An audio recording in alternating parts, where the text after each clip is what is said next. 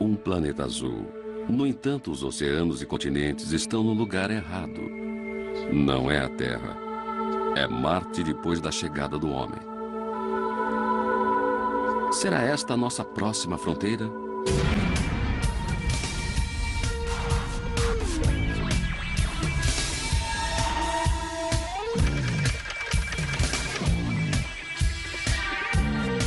O Império Solar. Tudo indica que o nosso planeta azul é o único lugar onde há vida. Mas não havia antes. E quem pode garantir que haverá para sempre? Algum dia, talvez tenhamos todos que nos mudar.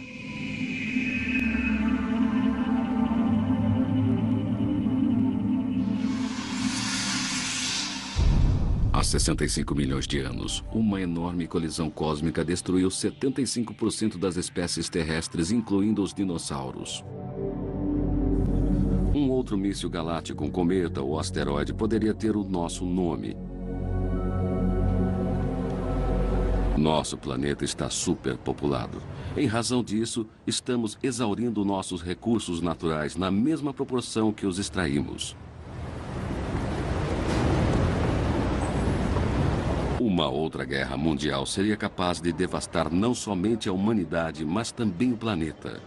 Todos estes são bons motivos para se procurar outras alternativas. Além disso, a natureza humana está sempre ávida em conhecer outros mundos. Entre os planetas do nosso sistema solar, Marte é, sem dúvida, o lugar mais provável para uma colônia. Mas isso fica para mais tarde. Primeiro, precisamos chegar lá.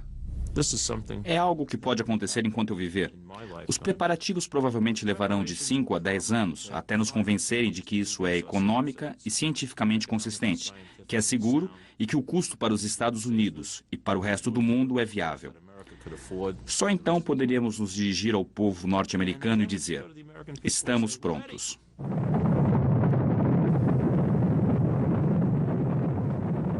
O pouso em Marte é apenas mais um capítulo na longa história da conquista do espaço. Ela se iniciou quando o homem, olhando pela primeira vez através de um tubo estreito e um pedaço de vidro, contemplou um mundo novo.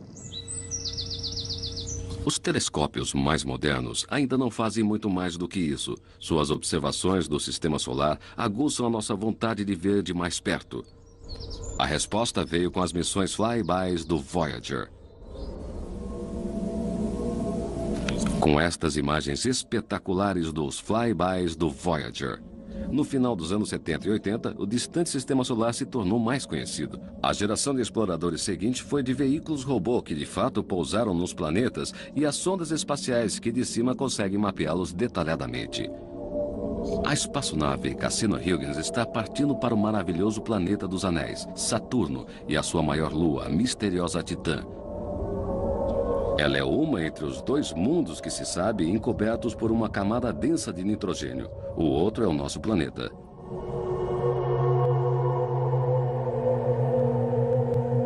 Mas Titã é um lugar muito frio. De certa forma, é como uma terra muito jovem e ainda na era glacial. Para chegar até lá, a Cassini levará 7 anos e seria muito mais sem o emprego da técnica chamada Gravity Assist. Seria como se fosse atirada com estilingue.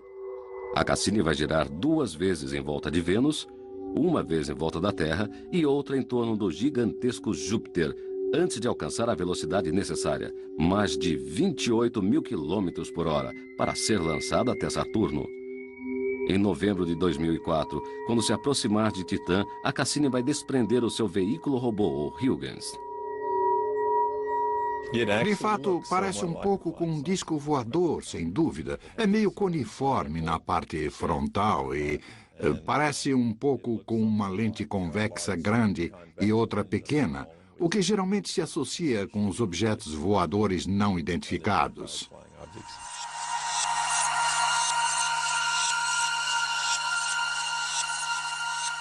Quando Hughes entrar na atmosfera de Titã, o disco voador de 2,40 metros estará perfazendo cerca de 6,5 km por segundo, quase 10 vezes mais rápido do que o Concorde.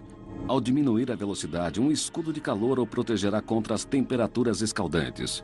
O paraquedas principal abrirá.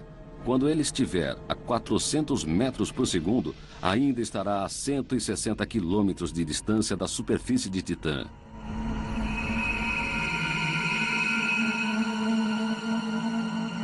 Enquanto a sonda é carregada por um pequeno paraquedas, ela coleta dados científicos.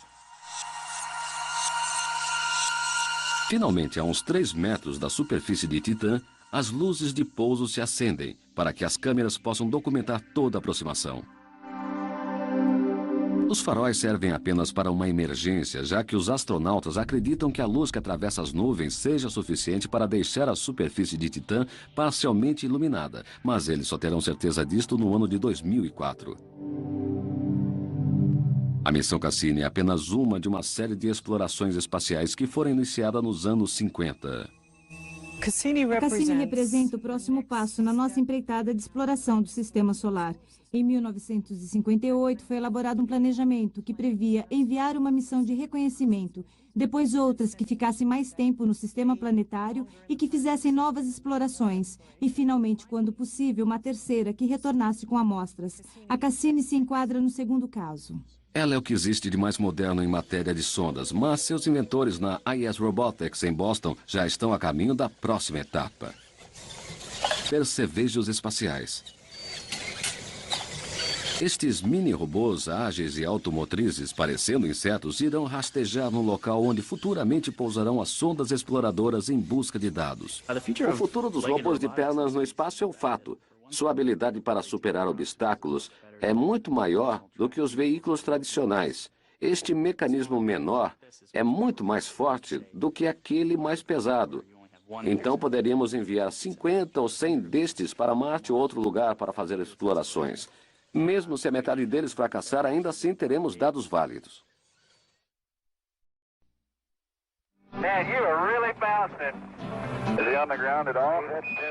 Para onde forem os insetos espaciais, também irá o homem. Estamos esperando ansiosamente pelo nosso próximo destino, desde que o pouso da Apollo nos comprovou que era possível visitar outros planetas.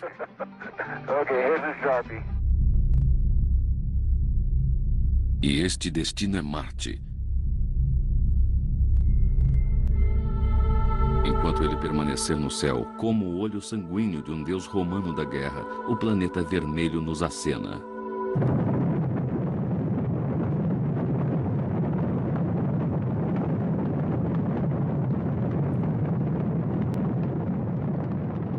Sua exploração é uma história de altos e baixos, repleta de fracassos, seguida de descobertas. Em 1965, as primeiras imagens foram trazidas pelo Mariner 4 para remover meio século de ficção científica. Não havia civilização ali, nem mesmo traços de vida. A superfície de Marte não se parecia em nada com a da Terra. Mais tarde, em 1969, os Mariner 5 e 7 nos mostraram mais de perto a face marrom daquele planeta, crateras proibitivas de muitos quilômetros de largura. Estes encontros de primeiro grau também revelaram a sua atmosfera extremamente rarefeita.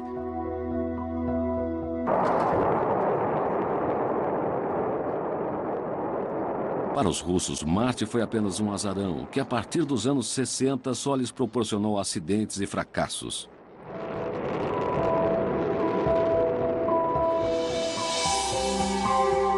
Duas de suas naves conseguiram chegar lá em 1971, mas quase não enviaram informações. Muito pelo contrário, estas e outras sondas russas fizeram acender a discussão sobre as condições de higiene no espaço.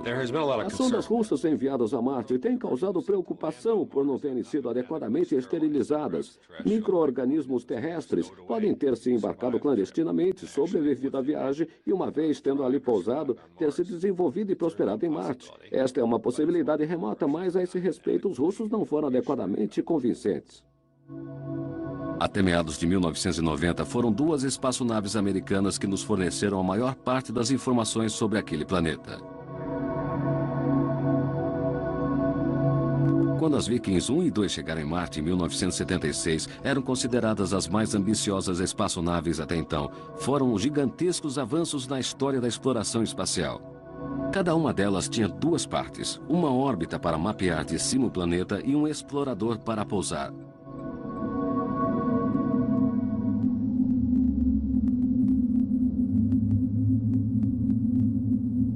Por causa da fragilidade e do alto custo dos exploradores vikings, a NASA estava preocupada com a descida delas em terreno montanhoso. Escolheu então dois locais de pouso relativamente planos. Touchdown, we have touchdown. Extra zone.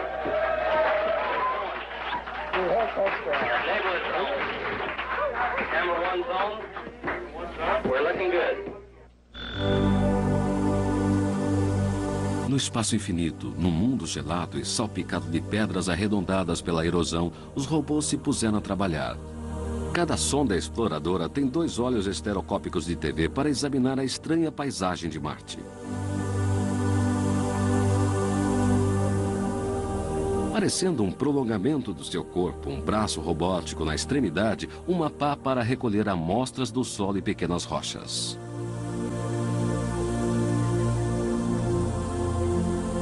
Para aqueles que esperam encontrar sinais de vida no planeta vermelho, os resultados foram decepcionantes. O solo ali é completamente estéril e não apresenta marcas que comprovem a existência nem mesmo das formas mais primitivas, vivas ou fossilizadas. O dia marciano é apenas meia hora mais longo que o nosso, mas as estações do ano duram o dobro do tempo.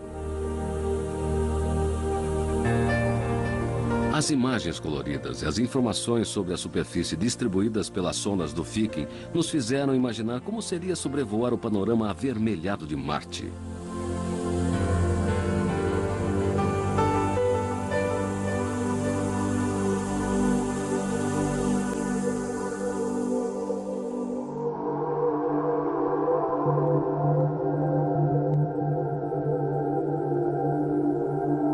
Elas também forneceram fotografias coloridas espetaculares sobre as capas polares marcianas.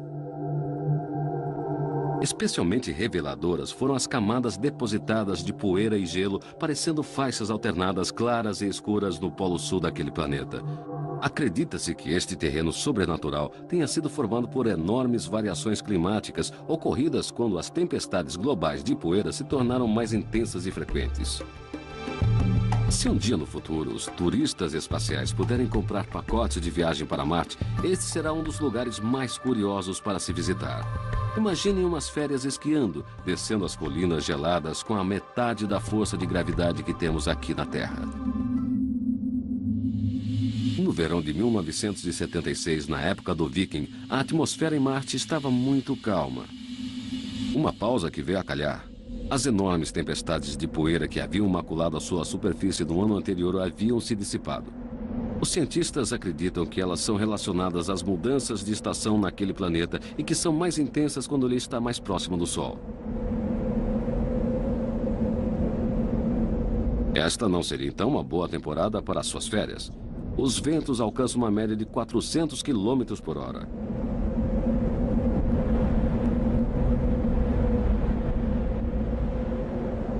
Não se sabe o que aconteceu em 1993 com uma nave espacial chamada Mars Observer. Quando ela se preparava para entrar na órbita do planeta vermelho, enviou apenas uma imagem obscura em preto e branco. Depois disso, perdeu contato. A NASA relatou que o vazamento de uma válvula foi a causa da missão ter fracassado.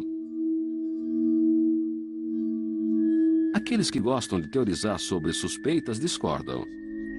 Dizem que os dados que a Observer conseguiu, ao se aproximar da chamada face de Marte, foram tão surpreendentes que a NASA resolveu imediatamente suprimi-los. Temos muitos casos onde nos planetas foram encontradas certas características que fazem lembrar de coisas.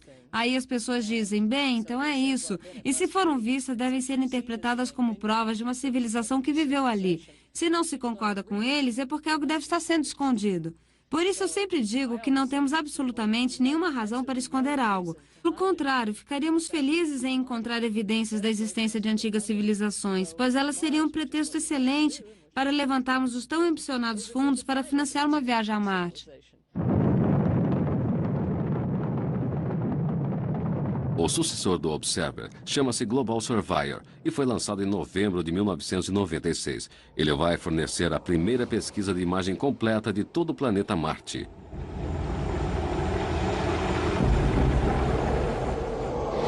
Ele faz uso de técnicas de manobra inovadoras que permitem economizar o tão dispendioso combustível, utilizando a resistência da tênue atmosfera marciana para reduzir gradualmente a sua altitude após sucessivas órbitas, o que é chamado de air braking. Após 4 meses, o Global Surveyor acabará girando numa órbita quase circular, passando por sobre 2 polos e permitindo uma imagem de toda a superfície.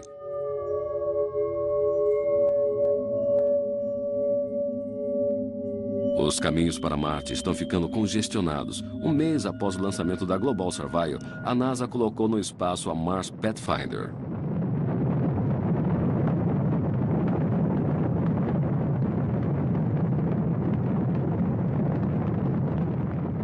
Ela é, sem sombra de dúvida, a missão mais ambiciosa para o planeta vermelho.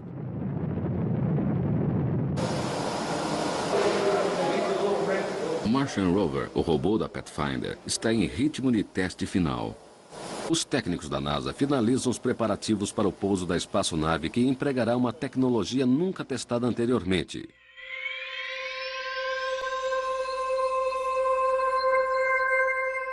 Se a entrada da Pathfinder na atmosfera superior de Marte não fornece grandes emoções, seu pouso, entretanto, é espetacular. Um fino escudo térmico a protege do calor abrasador da entrada na atmosfera, enquanto a velocidade é reduzida de 27.300 para 1.600 km por hora. Como na sonda Huygens, um sistema de paraquedas é usado para freá-la ainda mais até que alcance 190 km por hora. Alguns segundos antes do pouso, foguetes pequenos e sólidos são acionados e um casulo de airbags gigantescos é inflado em volta da nave espacial. Não há necessidade de um pouso suave, pelo contrário, a nave toda ricocheteia na superfície como uma bola. Cada pulo destes funciona como uma freada.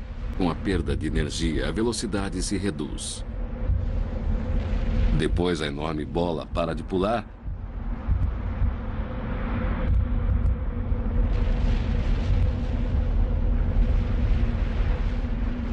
e lentamente o feixe de airbags vai esvaziando e a espaçonave se acomoda suavemente no solo marciano, o seu novo lar.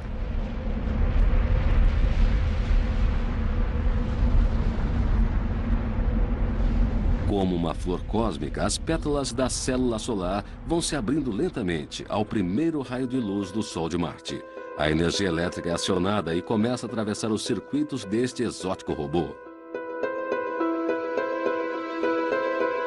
É 4 de julho de 1997. Depois de pousar, a nave espacial verifica o seu próprio sistema. Apesar dos sinais de rádio viajarem na velocidade da luz, assim mesmo ainda levam cerca de 10 minutos para alcançar a Terra, que fica a quase 192 milhões de quilômetros de distância.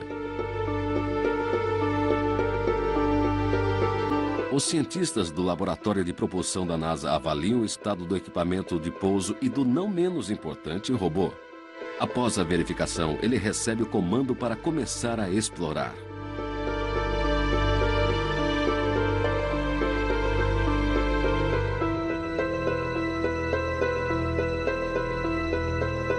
Os visionários têm esperança de que a Pathfinder seja apenas um pequeno passo na pesquisa espacial e que ele nos conduza à aventura final, a chegada de um ser humano em Marte. Assim como a conquista da Lua, esta é a próxima etapa. Talvez hoje em dia o nosso satélite não seja mais considerado um ponto de chegada tão exótico, mas os desbravadores do século XXI sugerem como local possível para a primeira colônia humana no espaço. A Lua e não Marte. E não estão sonhando. Tudo está documentado. Uma construtora japonesa já fez projetos para a Lua, não apenas industriais, mas também turísticos.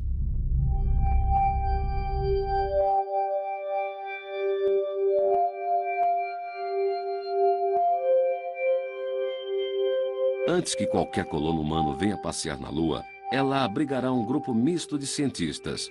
Um posto avançado com homens e mulheres que irão pesquisar a superfície lunar, fazer experiências com a produção de alimentos e projetos para possíveis edificações, minas e instalações científicas.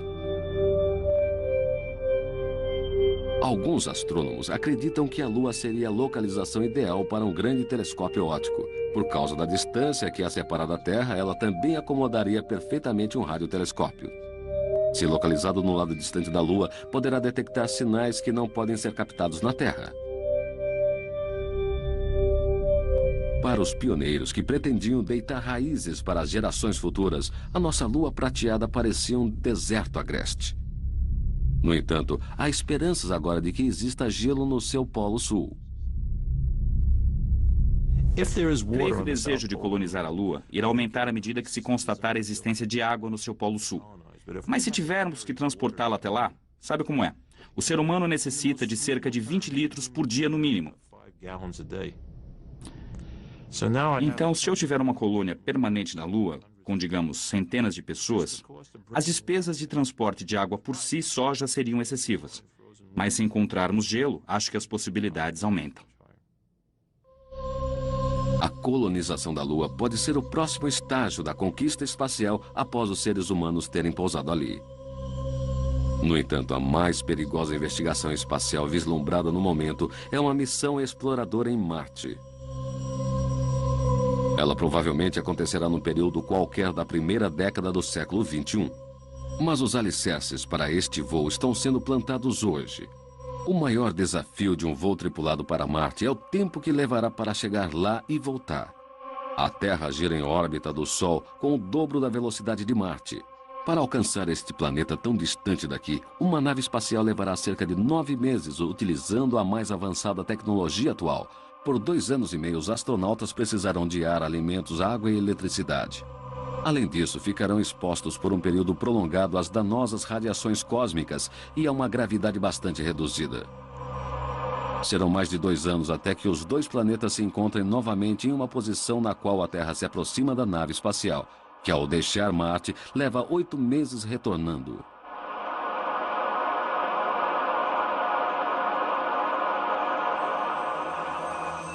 Se o corpo humano tiver que enfrentar estas viagens para planetas distantes, a tecnologia será fornecida pelas pesquisas realizadas no momento em estações espaciais em órbita na Terra.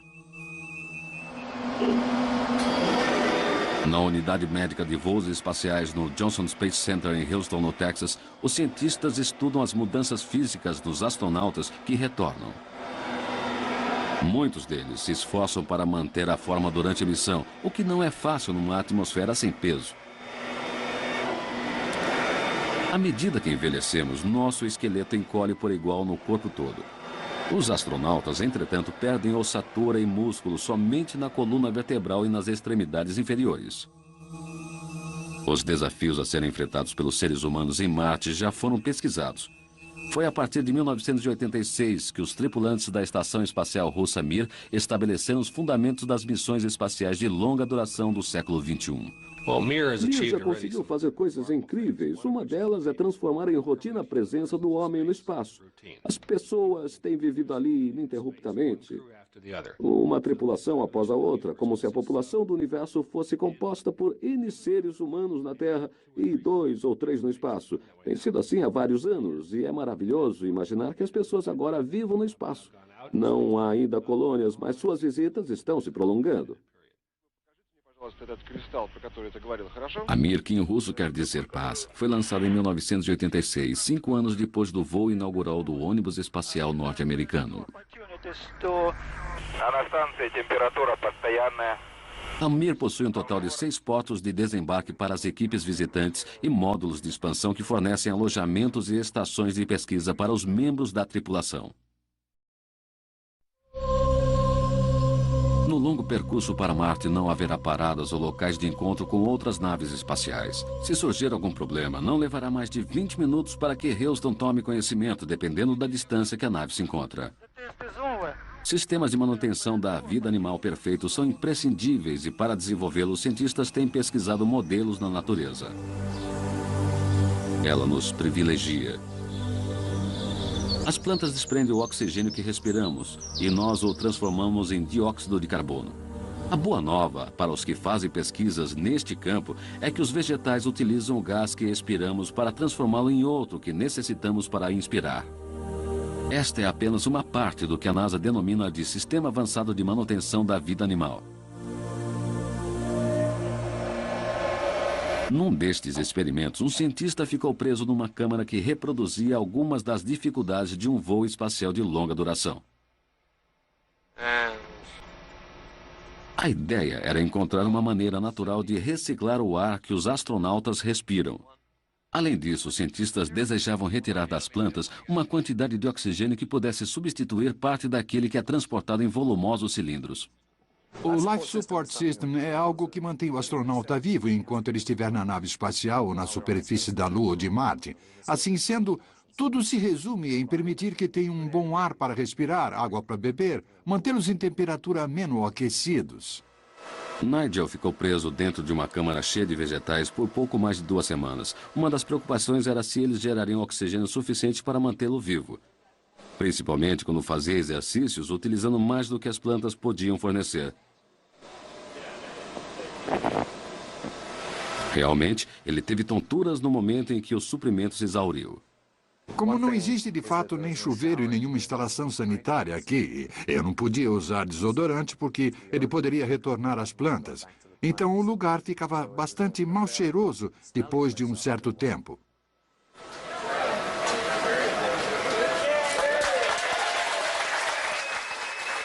O experimento foi um grande sucesso. Mostrou que era possível gerar uma atmosfera numa missão espacial de longa duração.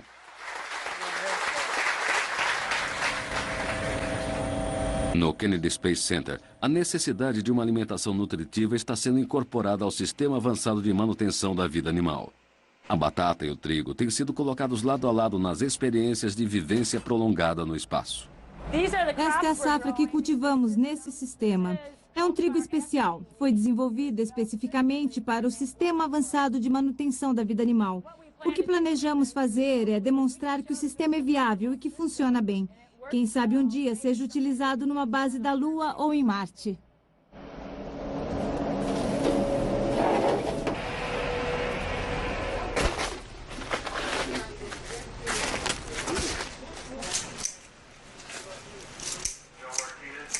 Este trigo especial é debulhado e separado na colhedeira da mesma maneira que o trigo comum. Nos testes de autossustentação das espaçonaves do futuro, cada fragmento é pesado com exatidão. O trigo consegue produzir energia da luz, mesmo que ela não seja solar. Usando diferentes níveis e espécies de luz, os cientistas tentam encontrar a forma mais eficiente de cultivar vegetais no espaço. A batata também tem suas vantagens. Se alguma vez chegarmos em Marte, são perfeitas para esse tipo de sistema. Ficaremos entediados se não tivermos outra coisa para comer. Talvez seja necessário cultivar também soja e amendoim. Se tivermos que ficar no espaço por muito tempo, aí é quando utilizaremos esse tipo de sistema de manutenção da vida animal.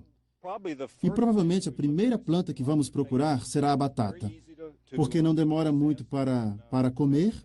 E mais, temos bastante quantidade de tubérculo e pouco caule e folha para jogar fora. Estes experimentos com plantas são o princípio de um longo processo. Eles vão continuar empregando resíduos humanos para regar as plantas, o que é o sonho dos ecologistas. O desafio do sistema de manutenção da vida animal não é apenas a cultura das plantas, mas também a reciclagem de resíduos, quer sejam das próprias plantas ou dos homens. Para reciclá-los, vamos colocar novamente os nutrientes que elas possam posteriormente utilizar. No nosso planeta, costumamos chamá-los de adubo. Estes sistemas de manutenção da vida animal serão testados por muito tempo antes da viabilização das colônias humanas em outro planeta ou na Lua.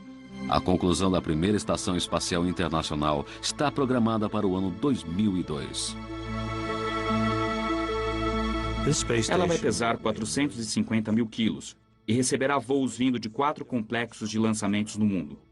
Acredito que durante a sua existência, cerca de 80 naves pousarão ali. Terá 100 mil watts de força, 1 km e 95 metros de diâmetro, uma cabine pressurizada, um local de moradia, o tamanho de 2 aviões jumbos e terá a bordo apenas 6 pessoas que viverão ali. É eficiente como o mocinho dos filmes de cowboy. Olhando para um futuro distante, tudo isto seria apenas o princípio. Imaginem enormes estações espaciais situadas na órbita da Terra e utilizadas preferencialmente para turismo.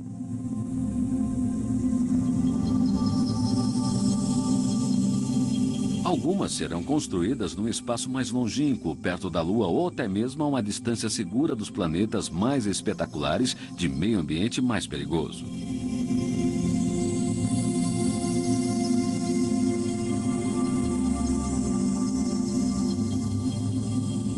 Enquanto que a chegada de um ser humano a um asteroide perto da Terra é tecnicamente mais fácil e economicamente mais viável, uma visita a um cometa ativo teria bem mais dramaticidade e emoção. Esta experiência poderá ser realizada no ano 2061, quando o histórico cometa Halley retorna ao sistema solar interno. Hipoteticamente, os astronautas poderiam pousar nele antes de se aproximar do Sol. Anterior aos cometas, a nossa próxima investigação espacial será Marte.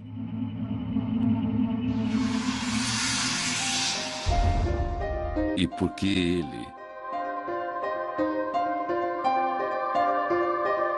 Os gigantes de gás fora do sistema solar apresentam problemas insolúveis. Suas faixas de radiação são extremamente perigosas para o ser humano e, como não possuem superfície sólida, não é possível pousar ali. No entanto, a vista maravilhosa que suas luas proporcionam fazem-nos pensar que Júpiter, Saturno e até mesmo os distantes Urano e Netuno poderiam também se tornar atrações turísticas nos próximos séculos. Imaginem o imenso planeta Júpiter apreciado em todo o seu esplendor da superfície de Ganímede, sua lua gelada. Conceba os gloriosos anéis de Saturno enchendo metade do céu observados de Encelados ou Mimas, seus satélites gelados. Dos planetas interiores, o pequeno Mercúrio está bem ali perto do Sol. Apenas uma sonda exploradora fotografou sua superfície repleta de crateras. E a maravilhosa Vênus, a irmã quente da Terra. Poderíamos transformá-la numa estação de veraneio tropical? Mais de 15 naves espaciais, das quais 14 eram russas, atravessaram nuvens sulfurosas e pousaram naquele planeta. Mas brevemente serão as temperaturas elevadas, a comprimida pressão atmosférica e as dificuldades de locomoção que irão decidir quando o homem chegará em Vênus. Não parece que nem o sistema solar interno nem o externo esteja muito ansioso para receber a nós e a nossas famílias. A dificuldade de se pesquisar o sistema solar exterior deve-se ao fato daqueles planetas estarem tão distantes de nós. Em segundo lugar, porque suas atmosferas são perigosas para os seres humanos. No interior encontramos outros problemas. O primeiro, Mercúrio, está próximo demais do Sol. É muito pequeno e não possui atmosfera. Depois vem Vênus, a irmã gêmea da Terra. Ele pode ser explorado, mas é cercado de uma densa atmosfera venenosa. Só nos resta Marte, cujo tamanho equivale à metade da Terra.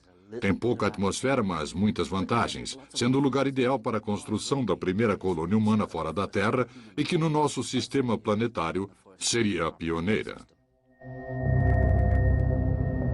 Antes do final do século XXI, as primeiras missões tripuladas para Marte já farão parte da história. A imagem do pioneiro veículo robô Viking 1 poderia ser o núcleo de uma colônia marciana que, com o passar dos anos, seria transformada na primeira das grandes cidades daquele planeta.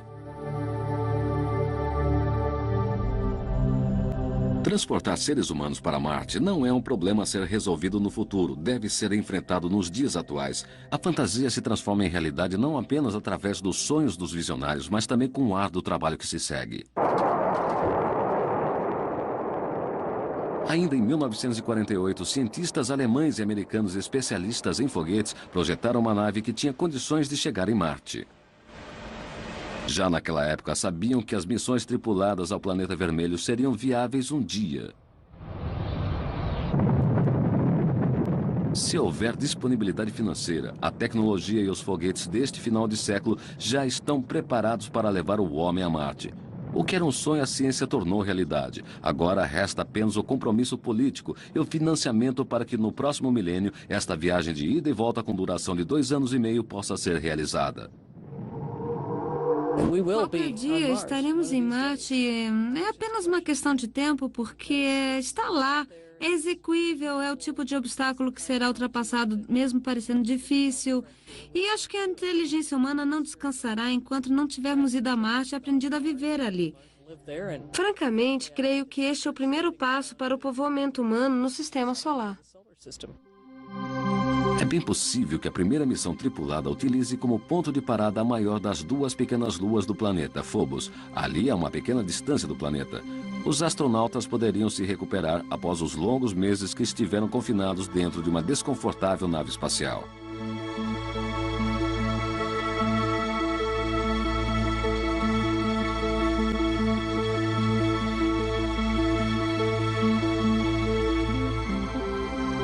Os primeiros exploradores humanos seriam seguidos por uma ou duas naves contendo a maior parte do consumo exigido para uma estadia naquele planeta. Um veículo marciano movido a rodas permitiria que os astronautas se locomovessem numa área mais ampla em vez de ficarem confinados ao local de pouso.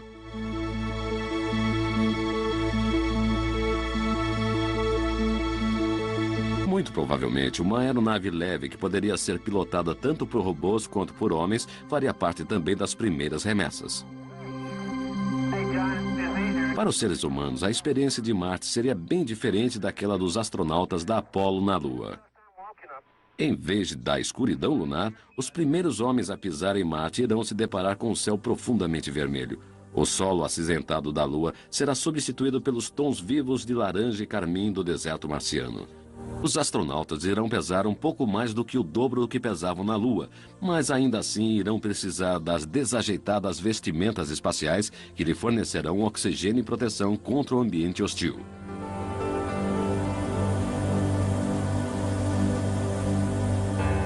No entanto, talvez o maior desafio para os pioneiros de Marte não seja a tecnologia, mas sim a natureza humana. As comunidades científicas isoladas costumam se desfazer quando surgem diferenças pessoais. Na Biosphere 2, um grupo de 6 pessoas completamente autossuficientes tentou conviver num ambiente fechado. O que descobriram a respeito da natureza humana os surpreendeu, pois partiram como amigos. A gente se depara com os aspectos sociais de estar dentro da Biosfera 2. A coisa mais difícil foi descobrir com quem você se dá como amigo. De certo modo, perdemos as amizades na Biosfera 2 e isso foi realmente complicado. Gene Pointer atualmente dirige seu próprio negócio de construção de mini-biosferas, pequenos ecossistemas autossuficientes em potes de vidro. Apesar desta experiência, Jenny tem certeza que gostaria de fazer parte de um grupo que estivesse a caminho de Marte. Se eu fosse convidada, iria para Marte sem pensar. Se algum dia alguém lhe assinar com esta possibilidade, a primeira investigação espacial poderá desembocar em projetos ainda mais ambiciosos. Uma companhia japonesa, a Obayashi Corporation, já está se preparando para desenvolver áreas de moradia permanente em Marte. Trabalham com a premissa de que será possível obter água de gelo que se acredita existir nas rochas e no subsolo daquele planeta. Grandes abóbodas protegerão os imigrantes vindos da Terra das mortais radiações ultravioleta do Sol e das violentas tempestades de poeira de Marte. Neste local, os autossuficientes colonizadores poderão cultivar lavouras, produzir combustível e fazer um ponto de partida para expedições em regiões mais afastadas. Estes industriais japoneses fazem parte de um dos muitos grupos que sabem como transformar o planeta vermelho em verde.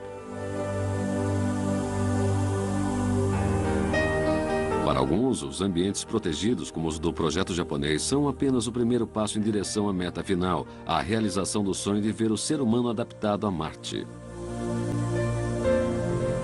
O objetivo é criar no planeta um meio ambiente adaptado à vida animal, semelhante ao da Terra, para que os animais e seres humanos possam respirar livremente. Este processo é conhecido como terraforming, deixar Marte igual à Terra. Mas isso é possível? Na Terra existe uma rede de ciclos naturais que mantém a água, oxigênio, nitrogênio e carbono em níveis compatíveis com a vida animal.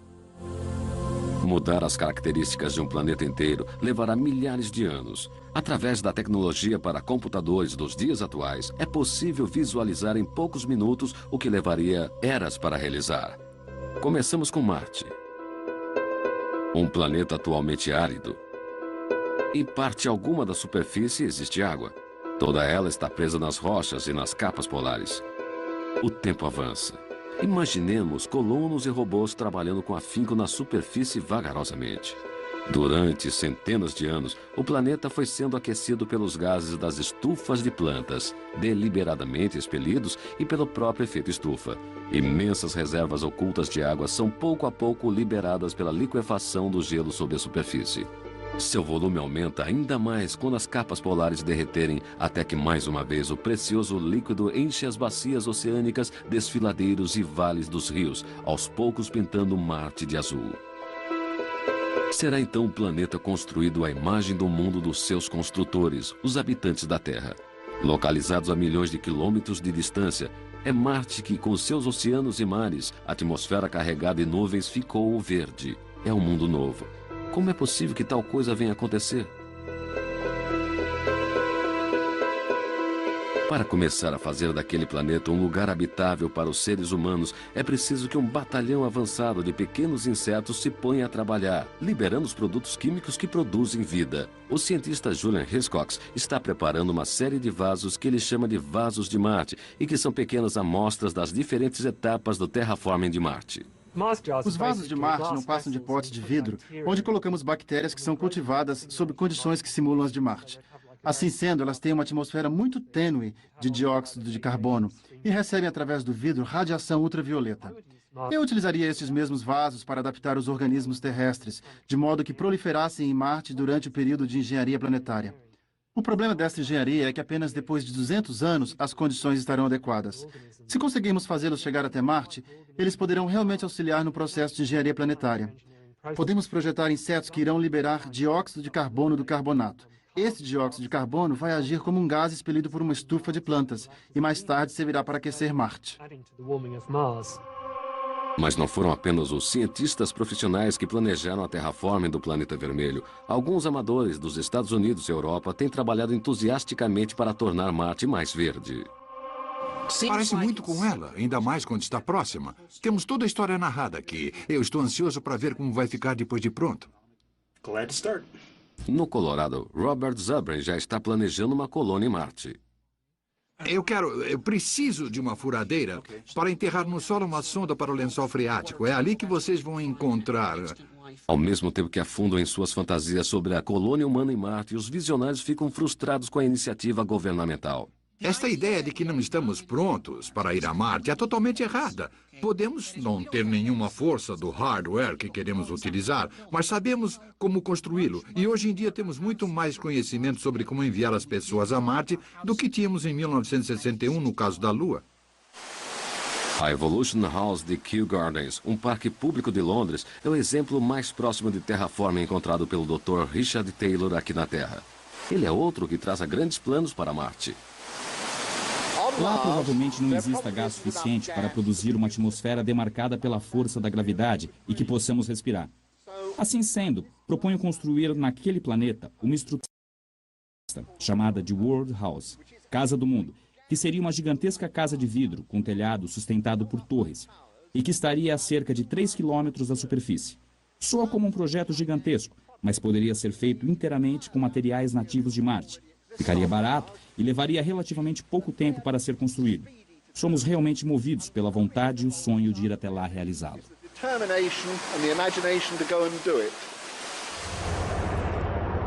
Numa mina de sal no norte da Inglaterra, um outro idealizador do terraforming, Martin Fogg, está ainda mais impaciente. Ele já percorreu o subsolo para estudar o problema.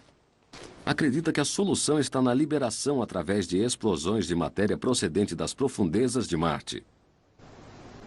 Este processo aqueceria o planeta e forneceria os gases necessários para a atmosfera. Na opinião dele, problemas dramáticos exigem soluções igualmente drásticas. Se for verdade que o CO2 se transforma em rocha, então precisamos de muito mais energia, de um método mais energético para liberá-lo. E só vejo uma possibilidade nesse caso: bombardear o subsolo com explosivos nucleares nas camadas ricas para que eles liberem o CO2.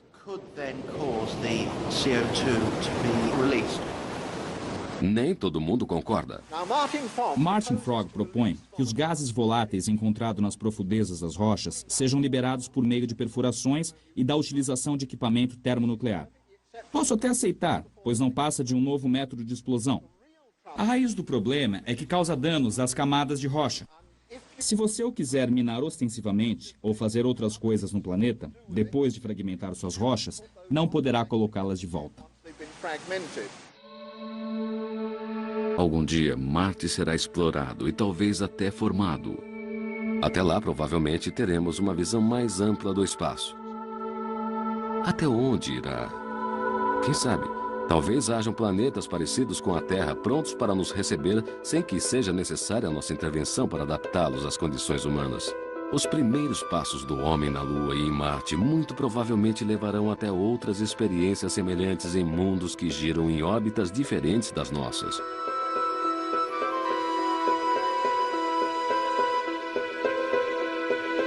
As distâncias são tão imensas que impossibilitam a conquista do espaço por uma única geração de astronautas.